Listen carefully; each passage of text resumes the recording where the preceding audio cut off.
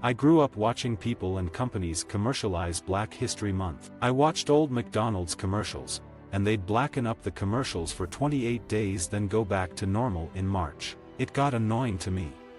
I just love pranks, man. They're great. I don't understand why people don't do them more often. I'm a 90s kid. I can't wait until the day when more people start appreciating the 90s. Black Panther is a cool superhero and all, but let's be honest, he doesn't quite have the legs to prop up a blockbuster on his own.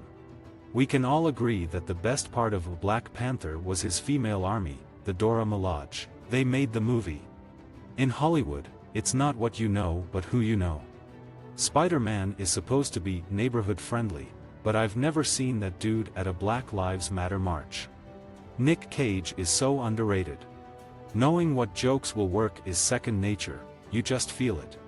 I want to star in an action comedy, like The Rock or Con Air. Those are the movies I wanted to star in since I was a kid. When you chase a dream, and no one understands or has your back except 7 friends from high school and your grandma, it's not going to be easy.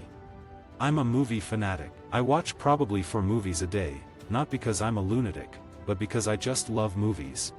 I wanted people to know that my grandmother was the reason why I did comedy in the first place. She pushed me to really get out there and pursue my dreams. When comics are in the room, people have a tendency to try to make them laugh. That doesn't really make you funnier. It makes you a comics comic, but you aren't going to get a fan base doing that. I was influenced by a lot of comedy growing up. I had good parents. They were funny, too. My mom was hilarious. My dad was hilarious. I guess being at home around the environment was just a good stage to get started. I started pursuing stand-up comedy in 12th grade.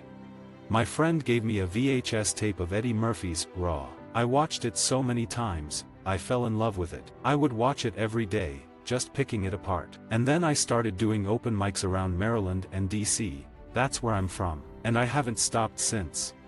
Comedians play off of social commentary.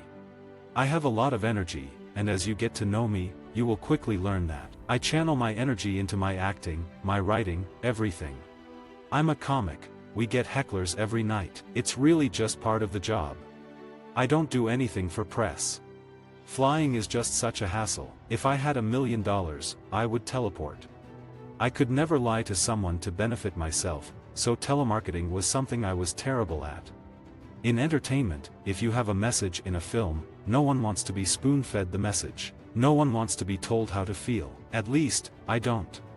V for Vendetta is an amazing movie, and it had an obvious message, but it was done so perfectly. I got out of the movie, and I wanted to march so hard. I wanted to be an activist. You can't teach stand-up comedy. You can teach someone how to formulate a joke, but making it funny is different.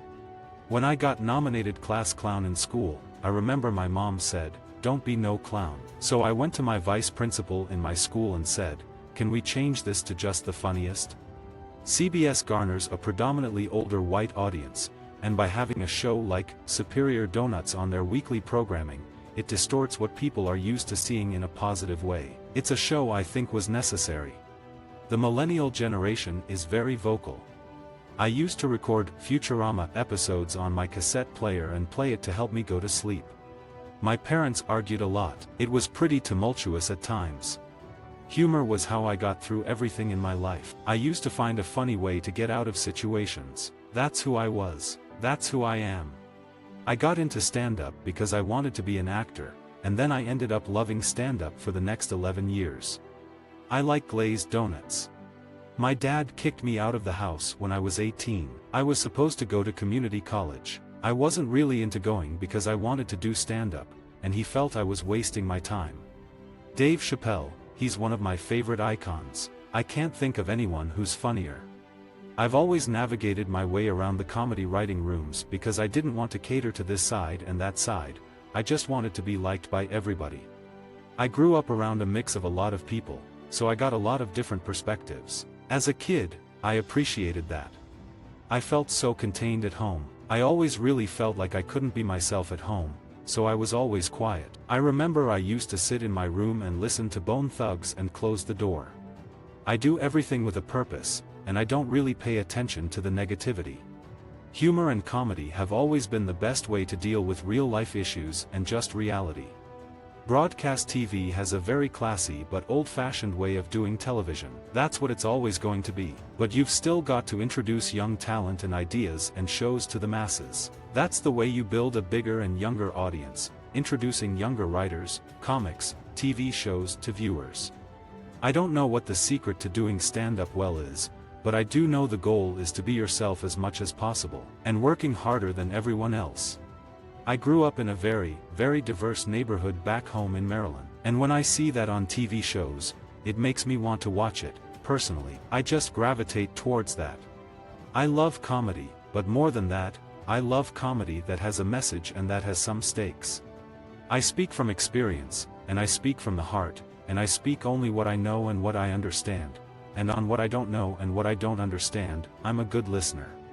I worked check to check, worked in dead-end jobs my whole life before I got into stand-up, and even during stand-up, I was working at a retail job and Starbucks, all those places.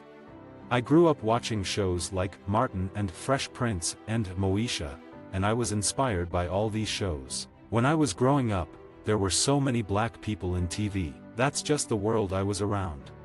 I've never been the guy to sit back and wait until someone approved something I was passionate about. I'm pretty much a comic that dwells on what happened to me instead of what's happening to me. Visit our website for more quotes, quoting.com.